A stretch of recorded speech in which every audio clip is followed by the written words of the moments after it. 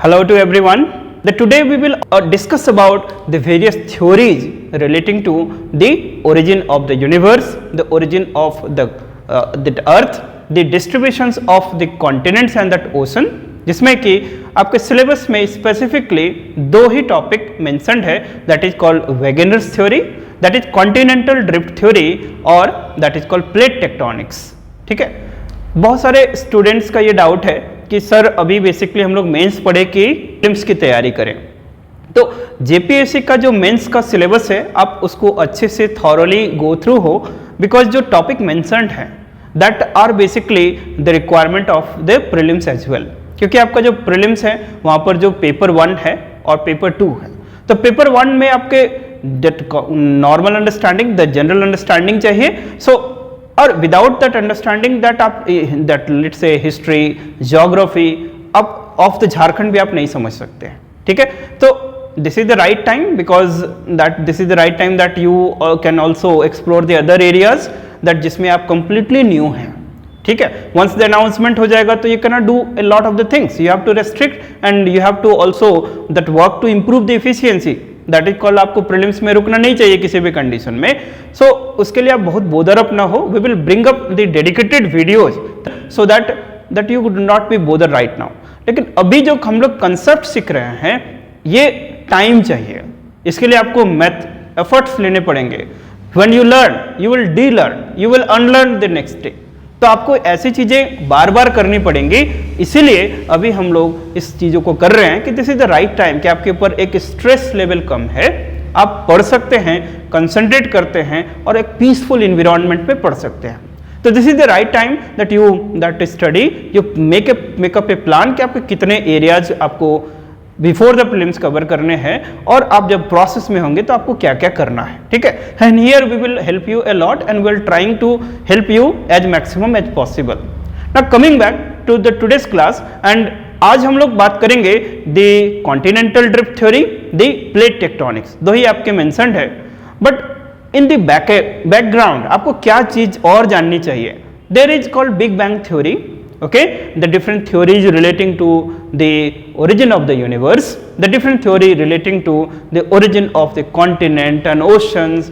और big bang theory के बाद जो नेक्स्ट एक्सेप्टेड जिसमें कि कॉन्टिनेंटल ड्रिफ्ट थ्योरी, फिर प्लेट टेक्टोनिक्स के बीच में सी फ्लोर स्प्रेडिंग के थोड़े आइडियाज होने चाहिए, और आर्थर होम्स का कन्वेक्शन करंट थ्योरी ये भी आपको जानने की जरूरत है.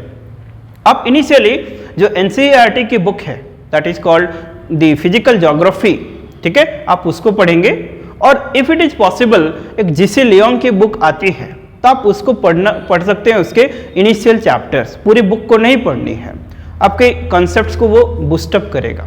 ठीक है, तो अब हम लोग देखते हैं. तो हम लोग इन सारी थ्योरी जो यहाँ पर मेंशन्ड है, first of all you write down that big bang theory, gaseous hypothesis, nebular hypothesis, the planeticilia hypothesis, binary hypothesis, फिर this is the continental drift theory, there is plate tectonics. आपके syllabus में सिर्फ यही दो mentioned है, लेकिन हम लोग ब्रीफली सारी चीज़ों को देखेंगे, बिकॉज ज्योग्राफी में concept is the most important thing. ठीक है, ये दोनों थ्योरी हम डिलीवर करके निकल जाएंगे, but at the end of the day फिर आपको प्रॉब्लम्स होगी. You can not understand a lot. So आपको एक कॉम्प्रिहेंसिव और इंटीग्रेटेड वे में ही हम लोग पढ़ते हैं, क्योंकि अभी हम लोग के पास अवेलेबल टाइम है, we can do that one. So we will start from big bang theory, बहुत माइक्रोस्कोपिकली और सरफेशियली देखेंगे, सो दैट कि we have a integrated way to come and to deal with this theory. So without wasting time let's begin the today's class from the big bang. उसके पहले एक minute का recap ले लेते हैं कि what we have studied till now. हमने क्या पढ़ा अभी तक ज्योग्राफी में. हमने ये पढ़ा है कि that there is called layered structure inside the earth. Last class में इंटरनल स्ट्रक्चर ऑफ अर्थ की बात करें हैं. एक चीज और, जब भी हम लोग वीडियो में आगे हो जाएंगे देन वी विल कंसिडर कि आपने पहले के क्लासेस किए हुए होंगे, because technical term I am going to use, and आप नेक्स्ट लेक्चर्स तभी आपको अच्छे से समझ में आ जाएगा जब आप पहले के लेक्चर्स को आप गो थ्रू होंगे. So please go through that and continue, okay? And I hope that you are that smart people that watching this video, and definitely you are coping as the we are that going with. Now that earth interior की बात करेंगे, so inside the earth there the layered structure. Initially sial, sima and nife classification था, लेकिन that was outdated classification. And who had given this classification? There was Suess. ठीक है, Edward Suez. तो Suez नाम का एक साइंटिस्ट था, उसने दैट जो इनिशियल क्लासिफिकेशन है सियाल, सीमा, निफे, इसको क्लासिफाई किया था, लेकिन बाद में इसको फिर डिस्कार्ड कर दिया गया. And what was the new classification? Crust, mental and core it was adopted. So crust, mantle, core आज और डिटेल में पढ़ेंगे. नाउ उसके बाद हम लोग ये समझते हैं कि that there is a crust, mantle, core and in between there are different layers. That is something called asthenosphere layer, that is called magma chamber, or that below that when we go then we will something get the outer core and that inner core. ठीक, that the asthenosphere के ऊपर में क्या मिलेगा? 100 kilometre का एक layer है, that is called lithosphere. याद आ रहा है सब कुछ? So lithosphere, asthenosphere के ऊपर में you can consider it is floating. तो वहां पर आप लोग अर्लियर क्लासेस में एक पढ़े होंगे principle, that is called Archimedes principle. Archimedes principle. And what is this Archimedes principle? Archimedes principle हमें उत्प्लावन बल के बारे में बताता है, द फोर्स ऑफ बायंसी के बारे में बताता है कि if there is a liquid और फ्लूइड और इस पे कोई सॉलिड को इमर्ज करते हैं पार्टली या फुल्ली, तो अपने वॉल्यूम के इक्वल वो लिक्विड को फ्लूइड को डिस्प्लेस करेगा. तो ये इसका रिलेवेंस है कि जब लिथोस्फेयर की बात करेंगे, सो लिथोस्फेयर में ओशनिक और कॉन्टिनेंटल दोनों ही पोर्शंस आते हैं. That sial is basically what? It is only continent and sima is only about the oceanic plate. तो सियाल और सीमा में डेंसिटी किसकी ज्यादा होती है? ठीक है, सीमा दैट इज कॉल्ड, इसकी डेंसिटी जाती होती है, ओशनिक प्लेट की डेंसिटी ज्यादा होती है, इसलिए भारी होता है. तो ओशनिक प्लेट नीचे रहेगा and continental plate relatively less denser होगा, लाइटर होगा. तो इसको बोल सकते हैं कि that sima is acting as a cushion for the sial. तो सियाल के लिए एक गद्दे की तरह काम करेगा. तो ये बेसिकली सियाल है एंड इसके नीचे क्या होगा? सीमा. राइट. सो वो कॉन्टिनेंटल प्लेट के लिए क्यूशन की तरह काम करता है, पिलो की तरह काम करता है. कौन? ना सीमा लेयर. राइट. तो सियाल और सीमा किसका पार्ट है? लिथोस्फेयर का. Lithosphere 0 to 100 kilometre already we have discussed.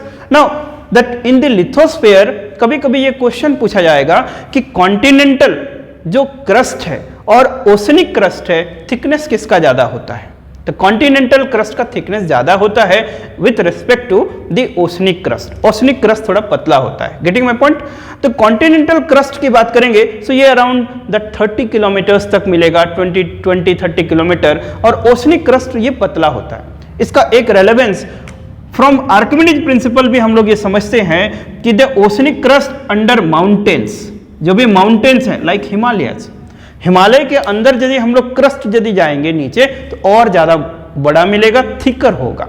So that under the mountains that oceanic crust is much wider, much thicker as compare to oceanic crust. तो कॉन्टिनेंटल क्रस्ट क्या होगा? Below the mountains भी ज्यादा होगा, क्योंकि ऐसे समझिए कि माउंटेन है, ज्यादा लोड है. सो ज्यादा लोड होगा तो density of the sial is more than the density of sima. ये पहला कॉन्सेप्ट है. सो डेंसिटी और वॉल्यूम में क्या रिलेशनशिप होता है? Inverse proportional. इसका मतलब डेंसिटी ज्यादा होगा तो वॉल्यूम कम होगा, और वॉल्यूम ज्यादा होगा तो डेंसिटी कम होगा. Getting my point? सीमा जो ओशनिक प्लेट है, दैट ओशनिक क्रस्ट है, इसकी डेंसिटी ज्यादा है तो इसका वॉल्यूम कम होगा. Getting my point? और सियाल जो कॉन्टिनेंटल क्रस्ट है, इसका डेंसिटी कम है, इसका मतलब इसका वॉल्यूम ज्यादा होगा. तो वॉल्यूम कैसे ज्यादा हो सकता है? नीचे इसका डेप्थ ज्यादा बड़ा हो सकता है. ठीक, इसलिए दैट माउंटेन के नीचे क्रस्ट का जो थिकनेस है वो ज्यादा होता है. ये भी एक फैक्ट है, इसको आप ध्यान में रखेंगे. तो हम लोग फिर बात किए थे कि सिस्मिक वेव के हिसाब से हम लोग क्रस्ट है, मेंटल है, कोर है, एंड इसके बीच में दो बाउंड्रीज हैं, that is Moho discontinuity and the Gutenberg discontinuity. अब हम लोग ये आज कुछ थ्योरी की बात करेंगे कि जैसे पहले जो साइंटिस्ट थे, द पहले जो ज्योग्राफर थे, उन्होंने कैसे समझा कि how the universe has been formed, how the earth has been form. ये कॉन्टिनेंट्स, ये प्लेट्स, ये ओशंस, ये बने कैसे हैं? तो सबसे पहले उन्होंने यूनिवर्स पे फोकस किया. The big bang theory focused on universe, कि किस तरह से यूनिवर्स बना, और यूनिवर्स से फिर गैलेक्सीज बन गया, गैलेक्सी से फिर स्टार सिस्टम बनेगा, स्टार से सोलर सिस्टम बनेगा, सोलर सिस्टम से प्लैनेट्स बनेगा, और दैट हमारा ये पूरा सिस्टम काम करता है। सो बिग बैंग थ्योरी का फोकस क्या था? Expanding universe, the focus was on universe. And बाद में फिर जब फोकस आया, that is called gaseous hypothesis, it was given by can't. आप याद रखेंगे, ठीक है, बहुत डिटेल में नहीं पढ़ेंगे, so don't bother about that, only एक सीक्वेंस समझेंगे कि इनिशियल फोकस क्या था, यूनिवर्स को समझना था, फिर बाद में फोकस कहां शिफ्ट होते चला गया, दैट इज कॉल्ड, अभी देखेंगे कि gaseous hypothesis, it was given by Kant. ठीक, so Kant focus on the solar system, कि सोलर सिस्टम किस तरह से बना है, how the solar system evolved and what is the origin of the solar system. फिर इसी गैसियस हाइपोथेसिस का रिवीजन हुआ था कि इस गैसियस हाइपोथेसिस में कुछ प्रॉब्लम्स थे, अनसाइंटिफिक कन्वेंशंस था, पोस्टुलेट्स था, उसको रिवाइज किया किसने? लैप्लास ने। So the Laplace has given this the nebular hypothesis. ठीक, the nebular hypothesis was given by Laplace. फिर that planetesimal hypothesis, it was given by Jeffrey, it was given by Jeffrey. ये बोला कि planets कैसे बना है ना, एक फिलामेंट सन से बना है, that is called the protosun. Getting my point? ये हम लोग पढ़ेंगे अभी। Planetesimal hypothesis, it was given by Jeffrey, and the binary hypothesis, it was given by Russell. Binary hypothesis, it was given by Russell. ठीक है, so कुछ important चीजें, big bang theory focused on universe, the gaseous hypothesis focused on solar system, the nebular hypothesis, it is nothing but it was revision on the gaseous hypothesis and it was given by Laplace. फिर प्लैनेटेसिलिया hypothesis आया, इसने Jeffrey ने दिया, और इसने binary, that is called protosun का concept दिया। बाद में रसेल आए and Russell has given the binary concept और द सोलर सिस्टम। फिर चार इंपॉर्टेंट थ्योरीज के बाद है continental drift theory, the convectional current theory and sea floor spreading, and सबको मिला के फिर प्लेट टेक्टोनिक्स। सो द 1912 के आसपास, this is the Alfred Wegener.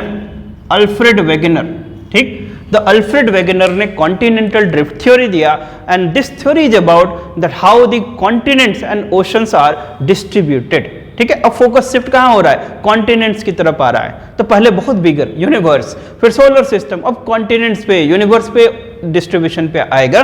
So that is called continental drift theory. फिर इसके बीच में एक सीक्वेंस है दैट अराउंड 1930 के आसपास Arthur Holmes had given that is called thermal convection current theory और थर्मल कन्वेक्टिव करंट थ्योरी। को किसने दिया था? Arthur Holmes. ठीक है, याद रखेंगे। सो ये क्यों दिया था? कि जब कॉन्टिनेंटल ड्रिफ्ट थ्योरी में कुछ प्रॉब्लम्स थे, कि जो इन्होंने फोर्स की बात करी थी कि जो द कॉन्टिनेंट्स आर ड्रिफ्टिंग, क्यों ड्रिफ्ट हो रहा है, उसके लिए दो फोर्स बताया था उन्होंने, एक पोल फ्लिंग फोर्स और एक टाइडल फोर्स। ठीक, तो बोला जो साइंटिफिक कम्युनिटी था, दे क्रिटिसाइज कि जो अल्फ्रेड वेगनर ने फोर्स की बात करी है वो कन्विंसिंग नहीं है, कि जो पोल फ्लिंग फोर्स और टाइडल फोर्स इतना इफेक्टिव, इतना पावरफुल नहीं है कि वो कॉन्टिनेंट्स को ड्राइव कर सकता है, कॉन्टिनेंट्स को ड्रिफ्ट करा सकता है। ठीक है, तो अल्फ्रेड वेगनर ने थोड़ा बहुत आर्गुमेंट किया था कि ये मिलियंस ऑफ ईयर्स में हुआ है, बिलियंस ऑफ ईयर्स में हुआ है, एक ही दिन में नहीं हुआ है। लेकिन community was not convinced at that time. साथ ही साथ बहुत उस समय साइंटिफिक डेवलपमेंट्स हो रहे थे, हम लोग देखेंगे। तो 1930 में Arthur Holmes thermal convection current लेके आए कि जो हमारा मेंटल पोर्शन है वहां पर कन्वेक्टिव साइकिल्स बनता है, कन्वेक्टिव करंट्स हैं, और ये कन्वेक्टिव करंट्स एंटायर मेंटल में मिलता है, and this force and this current is responsible for driving the plates, और यही फिर बेसिस बनेगा दैट प्लेट टेक्टोनिक्स का। सो प्लेट टेक्टोनिक्स के लिए फोर्स कहां से मिलता है ना, आर्थर होल्म्स के थर्मल कन्वेक्टिव करंट थ्योरी से। ठीक, तो 1930s के आसपास ये आ गया था आर्थर होल्म्स का थ्योरी। फिर 1940s एंड 50s के आसपास that sea floor spreading, what is that? Sea floor spreading by Harry Hess. ठीक है, याद रखेंगे, Hess has given sea floor spreading around 1940s and 50s। एक सीक्वेंस है, एक लॉजिक है कि जब सेकेंड वर्ल्ड वॉर चल रहा था, तो सेकेंड वर्ल्ड वॉर 39 to 44, तो उस समय that is called the power is going to develop more and more new technology। तो उस समय पनडुब्बी जो होता था, सबमरीन के बारे में उस समय बहुत R&D हो रहा था। तो बेसिकली ये था कि इसके पहले लोग समझते थे कि जो ओशन हमारा है, ओशनोग्राफी इनसाइड द ओशन, वो एक फ्लैट सरफेस है, उतनी रिलीफ नहीं है, उतनी वेरिएबिलिटी नहीं है। लेकिन जब when the people started going deeper, तब उन्होंने पाया कि वहां तो डाइवर्सिटी और ज्यादा है। जो ऑब्जर्वेबल डाइवर्सिटी हमें माउंटेन्स, प्लेटो, प्लेन्स, पहाड़, हिल्स दिखता है, वो उससे इवन बेट ज्यादा है inside the ocean, oceanic bed. फिर हम लोग जब ओशनोग्राफी में पढ़ेंगे, इसको बहुत डिटेल में पढ़ेंगे। तो बहुत सारे वेरिएशंस हैं, वेरिएबिलिटी है, even there are the trenches, even there are the mountain ridges, ठीक है। मिड अटलांटिक रीजेज है, मिड ओशनिक रीजेज हैं। रीजेज बेसिकली क्या होता है, पहाड़ी को बोलते हैं, सीरीज ऑफ पहाड़ी, इसको series of ranges are called the ridges. तो ओशनिक रीजेज हैं, ट्रेंचेज हैं, and even the deepest trench, Mariana trench, ये हम लोग का हिमालय अराउंड दैट 9 किलोमीटर है, ठीक है। What is the height of Himalaya? Tentatively 9 kilometre. So Himalaya trench में डूब जाएगा। Trench even more than 30 kilometre depth है। Himalaya just the 10 kilometre, 9 kilometre. So उस समय लोगों का इमेजिनेशन चेंज हुआ कि inside the earth that relief, topography, landforms within the ocean, it is much much variable as compare to that on the surface of earth, ठीक है। सो उन्होंने सी floor spreading के बारे में पढ़ा, एंड हेरी हैज ऑब्जर्व कि inside the oceanic crust there is something called the ridges, and mountain ridges के नीचे क्या है ना, there is called rising plumes, that is called hot plumes. उसको क्या बोला जाता था? Diverging plumes. प्लूम्स किसको बोलते हैं? कि जब भी मैग्मा, मॉल्टेन मैग्मा राइज होता है in the form of hot magma, that is called plume, ठीक है, PLUME, क्या बोलते हैं उसको? प्लूम, ठीक। So Harry Hess what he said कि जो मिड ओशनिक रीजेस के नीचे क्या है? डाइवर्जिंग प्लूम्स, डाइवर्जिंग करंट्स हैं, diverging that is called the hot magma और कन्वेक्टिव करंट्स है। So diverging limbs are there, और ये लिम्स क्या बनाता है कि दैट वॉल्केनिक इरप्शन करता है बेसाल्टिक लावा का, और जिसके चलते दैट नया that is called oceanic crust बनता है, और ओशनिक क्रस्ट बनने के चलते ये जो सी फ्लोर है वो स्प्रेड होता है, सी फ्लोर फैलता है। फिर जब स्टडी और हुआ तो पता चला कि कहीं ट्रेंचेज भी है, तो मिड ओशनिक रीजेज के नीचे तो क्रस्ट बन गया, बेसाल्टिक लावा का इवोल्यूशन हो गया, जम के नया क्रस्ट बन गया। लेकिन कहीं ट्रेंच है तो ट्रेंच के अंदर फिर जाके ये प्लूम्स क्या होता है ना, सिंक होता है मेंटल पे, उसको कोल्ड प्लूम्स बोला जाता है। कि मतलब यहां पर क्रस्ट डिस्ट्रॉय हो रहा है, एक जगह क्रस्ट बन रहा है, एक जगह क्रस्ट डिस्ट्रॉय हो रहा है, और इस तरह से एक पूरा साइक्लिक प्रोसेस चलता है इनसाइड द मेंटल। तो उन्होंने बोला कि the total area that of the जो फ्लोर है वो कांस्टेंट है, so there is a construction and there is a destruction of the oceanic crust. इसलिए टोटल एरिया तो कांस्टेंट है, तो ओशनिक क्रस्ट बनता है and destroy at the trenches. So trenches को क्या बोला जाता था कि सबडक्शन जोन। यहां पर कैसे जोन्स होंगे? सबडक्शन जोन हो रहा है, डिस्ट्रक्शन हो रहा है, sinking of that cold plumes हो रहा है, बट रीजेस के नीचे क्या मिलेगा? राइजिंग एंड्स हैं, राइजिंग प्लूम्स हैं। समझ में आ गया? तो थर्मल कन्वेक्शन करंट मिल गया था, सी फ्लोर स्प्रेडिंग के फैक्ट्स मिल गए थे, oceanic crust construction and destruction equal rates पे हो रहा है।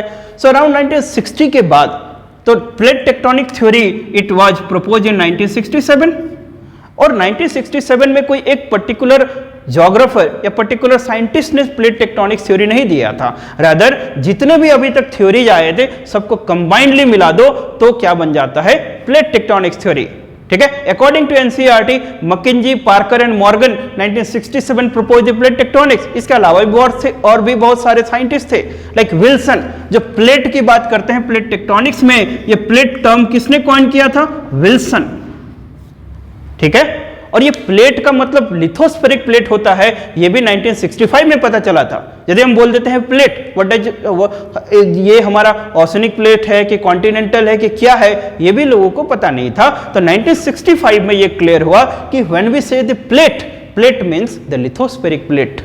और ये that the term plate that is called, it is coined by the Wilson in that 1965.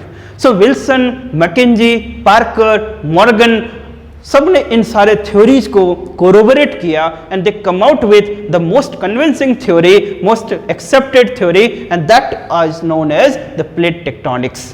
And what is the force behind that? Thermal convection current in the mantle. Getting my point? So ये दोनों theory आपके mentioned है, but you can understand कि आपकी ये पूरी एक integrated approach है, so that we will take up all one by one, so that कि हम should not have the deficit of the content.